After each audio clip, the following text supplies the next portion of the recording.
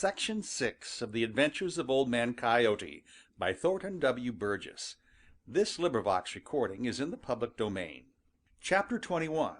How Peter Rabbit Helped Old Man Coyote.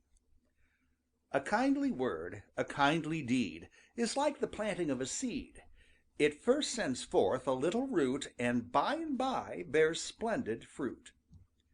When Old Man Coyote first came to the Green Meadows to live, he chased Peter Rabbit and gave Peter a terrible fright. After that, for some time Peter kept very close to the dear Old Briar patch, where he always felt perfectly safe. But Peter dearly loves to roam, and Peter is very, very curious. So it wasn't long before he began to grow tired of the Old Briar patch and longed to go abroad on the Green Meadows and in the Green Forest, as he had always done, and find out what was going on among his neighbors. Of course, Peter heard a great deal, for Sammy Jay and Blacky the Crow would stop almost every day to tell him the latest news about Old Man Coyote. They told him all about how Granny Fox had tried to make trouble between him and Prickly Porky the Porcupine, and how she had been found out. After they had gone, Peter sat very still for a long time, thinking it all over. Said Peter to himself. It is very plain to me that Old Man Coyote is smarter than Granny Fox, and that means a great deal to me. Yes, Sir, that means a great deal to me. It means that I have got to watch out for him even sharper than I have to watch out for Granny and Reddy Fox. Dear me, just as if I didn't have troubles enough as it is. As he talked, Peter was sitting on the very edge of the Old Briar patch, looking towards the place where Sammy Jay had told him that Old Man Coyote took his sun nap every day. Suddenly he saw something that made him stop thinking about his troubles and sit up a little straighter and open his big eyes a little wider. It was Reddy Fox creeping very, very slowly and carefully towards the napping place of Old Man Coyote. When he was near enough to see, Reddy lay down in the grass and watched. After a little while he tiptoed back to the Green Forest. Peter scratched his long left ear with his long right hind foot. "Now what did Reddy Fox do that for?" he said thoughtfully. The next day, and the next day, and the day after that, Peter saw Reddy Fox do the same thing, and all the time Peter's curiosity grew and grew and grew. He didn't say anything about it to any one, but just puzzled and puzzled over it. Late that afternoon Peter heard footsteps just outside the Old Briar patch. Peeping out, he saw Old Man Coyote passing. Peter's curiosity could be kept down no longer. "How do you do, Mr. Coyote?" said Peter in a very small and frightened sounding voice, but in a very polite manner. Old Man Coyote stopped and peeped through the brambles. "Hello, Peter Rabbit," said he. "I haven't had the pleasure of meeting you outside of the Old Briar patch for some time." He grinned when he said this in a way that showed all his long, sharp teeth. "No," replied Peter. Well, you see, I'm afraid of old Granny and Reddy Fox." Old Man Coyote grinned again, for he knew that it was himself Peter really feared.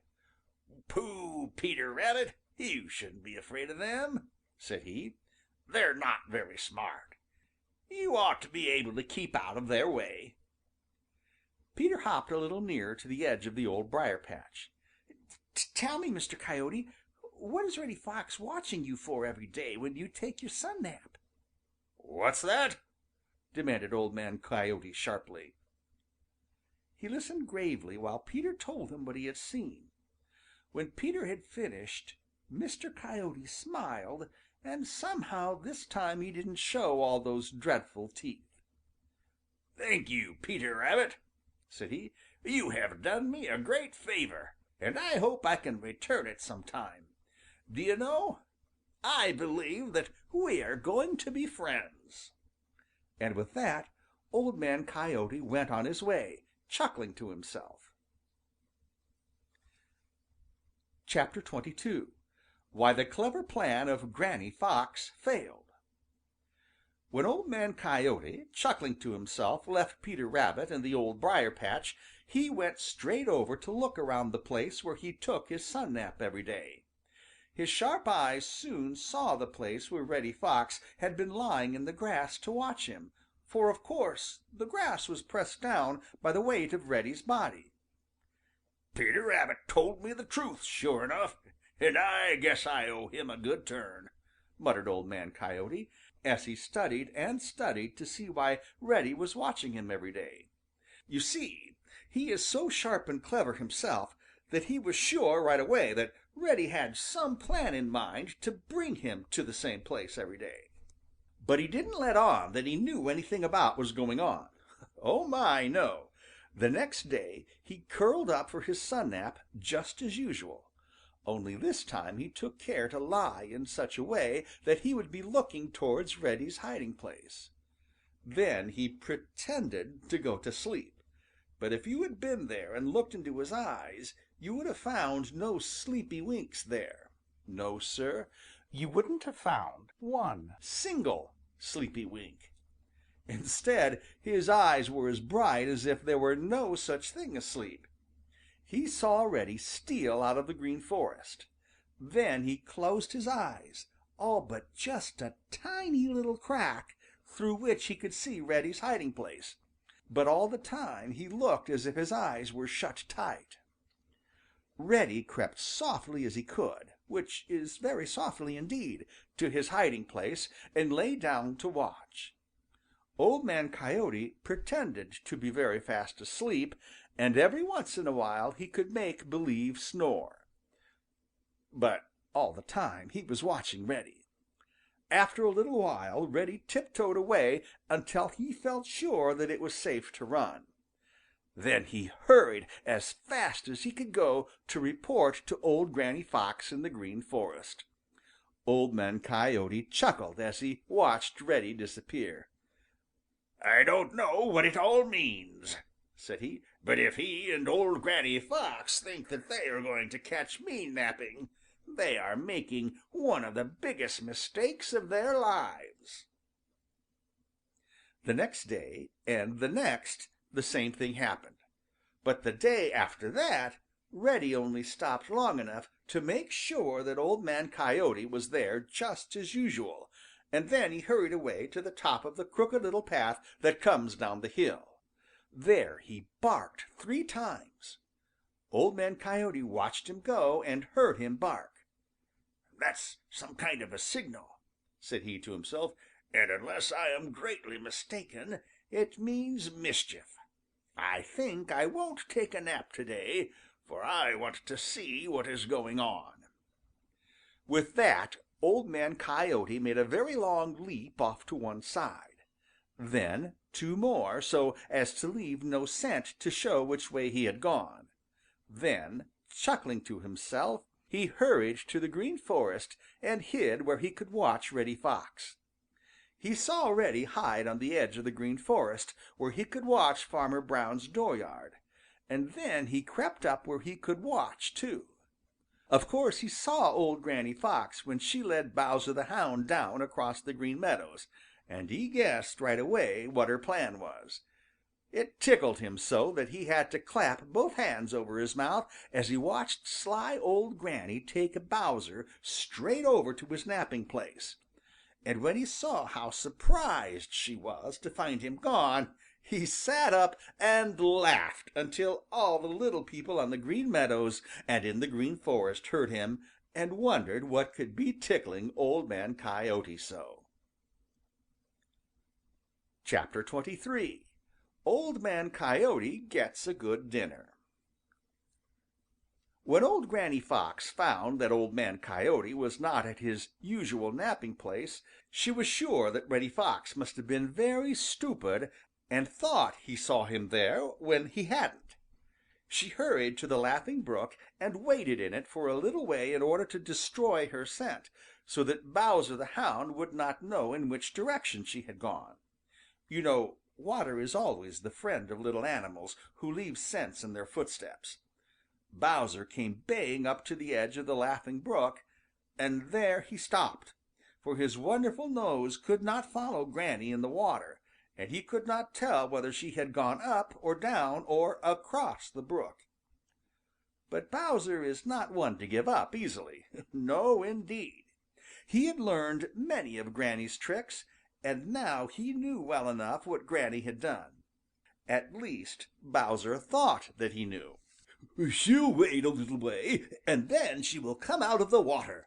So all I have to do is to find the place where she has come out, and there I will find her tracks again," said he, and with his nose to the ground he hurried down one bank of the Laughing Brook. He went as far as he thought Granny could have waded, but there was no trace of her. Then he crossed the brook, and with his nose still to the ground ran back to the starting place along the other bank. "She didn't go down the brook, so she must have gone up," said Bowser, and started up the brook as eagerly as he had gone down. After running as far as he thought Granny could possibly have waded, Bowser crossed over and ran back along the other bank to the starting place without finding any trace of Granny Fox. At last, with a foolish and ashamed air, Bowser gave it up and started for home, and all the time Granny Fox was lying in plain sight watching him. Yes, Sir, she was watching him and laughing to herself. You see, she knew perfectly well that Bowser depends more on his nose than on his eyes, and that when he is running with his nose to the ground, he can see very little about him. So she had simply waded down the Laughing Brook to a flat rock in the middle of it, and on this she had stretched herself out and kept perfectly still. Twice Bowser had gone right past without seeing her. She enjoyed seeing him fooled so much that for the time being she quite forgot about Old Man Coyote and the failure of her clever plan to make trouble for him. But when Bowser the Hound had gone, Granny remembered. She stopped laughing, and a look of angry disappointment crossed her face as she trotted towards home. But as she trotted along, her face cleared a little. "Anyway, Reddy and I will have a good dinner on that fat hen I caught in Farmer Brown's dooryard," she muttered. When she reached home, there sat Reddy on the doorstep, but there was no sign of the fat hen, and Reddy looked very uneasy and frightened. "Where's that fat hen I caught?" demanded Granny crossly. "I'm sorry, Granny, but I haven't got it," said Reddy. "Haven't got it!" snapped Granny. "What's the matter with you, Reddy Fox? Didn't you see me throw it in the grass when I ran past the place where you were hiding? And didn't you know enough to go and get it?" "Yes," replied Reddy, "I saw you throw it in the grass, and I went out and got it.